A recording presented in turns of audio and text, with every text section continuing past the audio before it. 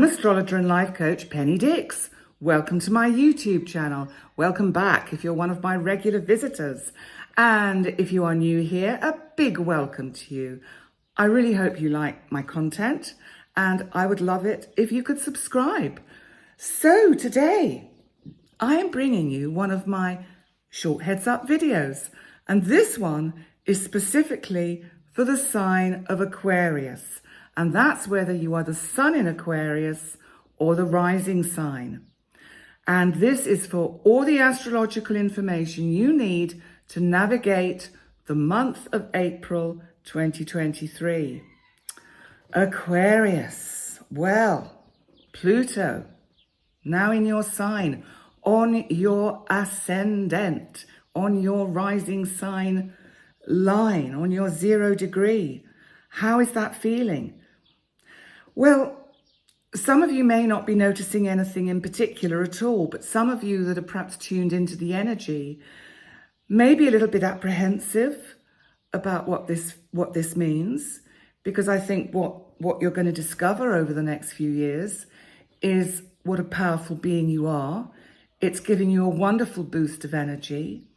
And I think what you have to be careful of, because you are an air sign, so you're not grounded, you are fixed, but you're not grounded, is that you don't allow yourself to get too inflated in your experience of this empowering energy. So that's just one little small heads up right at the beginning. But let's see what's going on with you with regards to April. Because the two areas of your chart that are really highlighted this month are both the third house, which is Aries. This is all about communication. It can also be short distance travel and friends and neighbours, the locality. And also the fourth house, Taurus, which of course is about your home and your family. So let's start with Aries, with the fourth house, the third house, because you've got the sun here. And the sun, remember, is about our soul, our spirit, our very essence, our kind of life force. And the sun is actually conjunct Chiron at the beginning of the month. And this is lovely energy because I think there's going to be a lot of healing conversations taking place. Some of them may be internal, some of them may be you talking with you, but some of them, especially because the event chart shows that we've got the moon and it's being trined by this aspect in the 7th house. I think you'll be having healing healing discussions in your significant relationships. Mercury, that is our planet of communication, is also in Aries at the very start of the month, but actually moves on the 3rd into your 4th house of home and family. And what it does is it actually makes a square at this point to Pluto in or on your ascendant. Now, this is a transitory kind of transitory transit. So don't make too much out of it, but it may just be that there's something around that day that is just making you feel a little bit kind of overwhelmed, if anything, overwhelmed about the home, overwhelmed perhaps about a family member, overwhelmed about, I don't know, how you spring clean or sort out your house, or maybe you want to move and you're just looking at all the clutter and thinking, how on earth do I ever get on top of this? So there could be something of that nature around.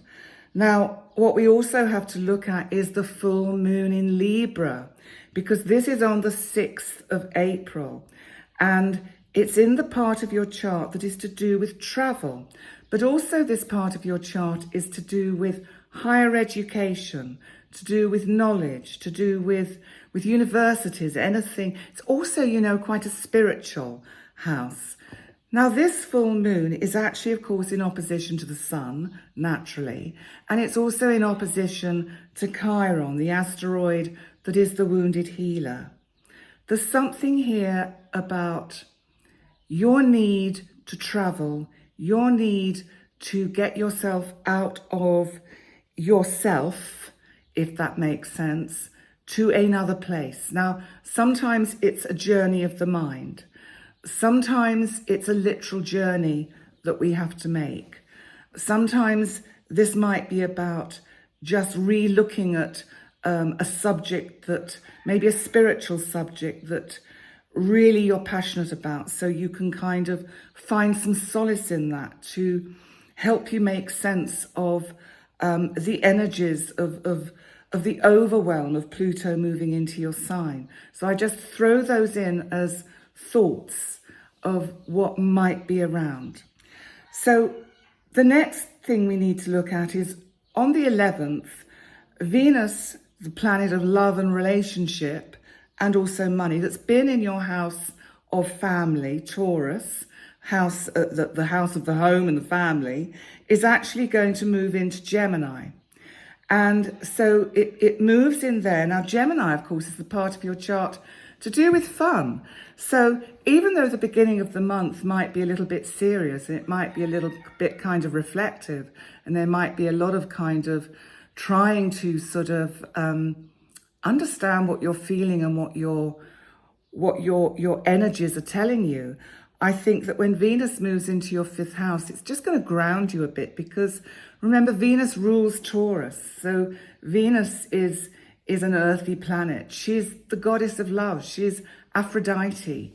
She's also about self-worth. And I think she's bringing you back in touch with the earth and with just having some fun. I think it's time, Aquarius. You don't take things so seriously, Aquarius. Please have some fun. So, and Venus is actually going to be making a trine, which is a helpful aspect to that Pluto in your sign on your ascendant. And so this is where we see that first week of April could be a little bit kind of, oh, what's going to happen? How am I going to cope with all of this? And by the time we get to the sort of second and into the middle of the month, you're just going to see that things are going to smooth out and flow out. And the only other thing you have to look for is Venus is going to square Saturn in Pisces in your 2nd house. Watch out, you don't spend too much on this chill out entertainment zone thing, because there's a tendency with Pisces as your 2nd house that you just throw lots of money at something fun. And Saturn is saying, no, slow down. Let's make sure we've done the budgeting for this. So just a kind of a small heads up about that. Now on the 20th, we have a new moon. And this is another new moon in the sign of Aries, which is your 3rd house of communication. Now we had a new moon at the beginning of Aries when it was at 0 degree in March on the 21st. That was just after the sun had slipped into Aries on the spring equinox on the 20th. And here we are having a second new moon at the end of Aries, and it's on the 20th, and it's at 29 degrees and 49 minutes. It really couldn't be any further towards Taurus than that kind of energy. So it's quite interesting that we're all being given, and Aquarius as well, we're being given April, this energy hanging over from March of amazing energy to set positive intentions, to really kind of look at what it is we want to bring into our lives, to manifest like crazy. But, remember, when you're manifesting, the divine knows best. Give the divine opportunity to be creative. Allow serendipity to come in. Allow the unexpected to come in. Because sometimes we get too fixed on a particular outcome. And you're a fixed sign, Aquarius. Don't be fixed on the outcome. Allow the cosmos to play around with it, because what the cosmos gives you might be an awful lot better than what you thought you wanted. So we just have to be aware of that. But this is a solar eclipse. So something is being kept from you just for a short period of time. Just bear that in mind. And it's probably because it's a new moon, it's a wise move of this eclipse to keep this little bit of information from you at the moment. The time will be right for you to know what that is. That will come. Finally, on the 21st, Mercury, our planet of communication, decides to do a retrograde. It decides it's in Taurus and it's going to go backwards. Is this a good thing or is it a bad thing? Well, it's certainly going to give you plenty of time to sort things out at home, especially if you're one of the Aquarians who might be looking at making changes to where they live, or either moving house or just changing around what's going on in their living space, because you've got Uranus here. There must have been for you all sorts of twists and turns and upheavals with Uranus in this part of your chart. So Mercury retrograde stays retrograde from the 21st till May the 15th, but really don't fear it. See it as giving you a breathing space to clear things up, to pay attention to things that perhaps you'd overlooked. So I'm really not sort of worried about that. So on that note, I'm going to bring your reading to a close. Thank you so much for coming to join me for your April astrology.